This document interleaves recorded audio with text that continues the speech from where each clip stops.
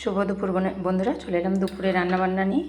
তো আজকে বাকি রান্না হয়ে গেছে, আজকে তাড়াতাড়ি অফিস আর স্কুল ছিল আমার ছেলে, তো রান্নাবান্না হয়ে গেছে। বাকি রান্না ভেন্ডি আলুর একটা পোস্ত করেছি, মোরলা মাছ দিয়ে আলু দিয়ে, তার একটা ঝাল করেছি ধনেপাতা টমেটো দিয়ে। আর এটা নিয়েছি একটু মেটে চচ্চড়ি করবো, খাসির মেটে ছিল ফ্রিজে, সেটা বের করেছি, অল্প আছে। এটা দিয়ে একটু আজকে আলু পেঁপে দিয়ে করবো, তো কেমন হয় দেখবো বন্ধুরা। তো বন্ধুরা দেখো, মেটেটাকে আমি একটু ছোটো ছোটো করে টুকরো করে দেবো, এত বড়ো বড়ো তো করবো না।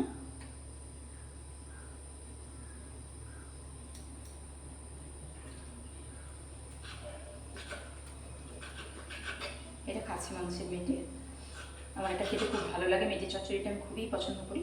তো আমি আনালে খাসি মাংসের মুরগিরও নিয়ে আসি, খাসিটা বেশি আনানোর চেষ্টা করি, সবসময় সঠিকভাবে পাওয়া যায় না, আজকে টাটকা একদম পাওয়া গেছে। তাই এরকম ছোটো ছোটো টুকরো করে নিই।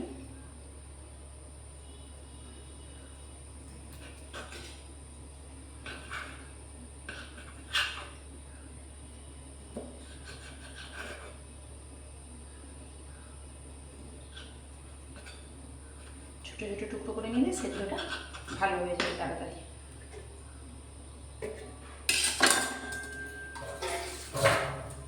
এটার উপরে আমি তুলে অল্প লবণ দিয়ে দেবেন, সবটা একদম মাখাচোখা করে নেবে একসাথে। অল্প লবণ দিলাম,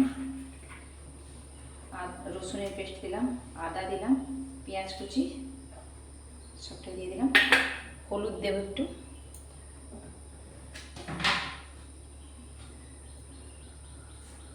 হলুদ গুঁড়ো লঙ্কা দেব,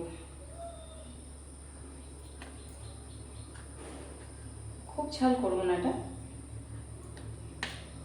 দিয়ে, এটাকে সর্ষের তেল দেবো দিয়ে একটু সময়ের জন্য মেখে রেখে দেবো।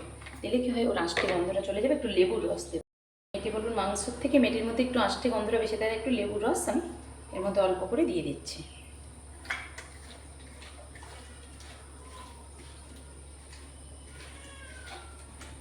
আলু পেঁপে দেবো ভেবেছিলাম, কিন্তু দেবো না, ওটা এমনিই করবো, অল্প করে মেটে চচ্চড়ি আমি এমনিই করবো।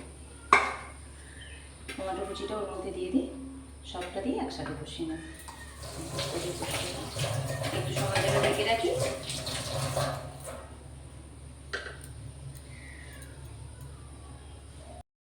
দেখো গ্যাসটা দিয়ে জেলে দিচ্ছি, খুব বেশি সময় কি মেখে রাখার দরকার হয় না।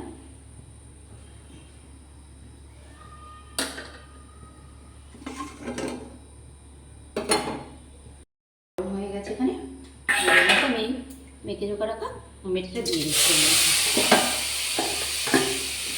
এটাকে ধীরে ধীরে একদম সিমে না আস্তে আস্তে কষাতে থাকবো। এটা একটু ঢেকে দিচ্ছি, এর মধ্যে দিলে জলটা বেরিয়ে আসবে। তো বন্ধুরা দেখো, মেটে চচ্চড়িটা কমপ্লিট হয়ে এসেছে। এবং আমি সবাই পাবে না, আমি খাবো বলে অল্প করে করেছি, এইভাবে কষা কষা থাকবে। তো এবার তুলে নেবো এটাকে।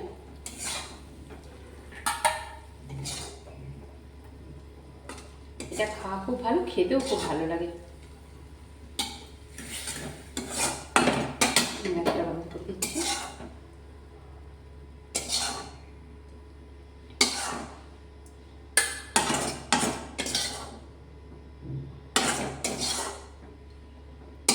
দেখো, খাসির মেটে চচ্চড়ি রেডি।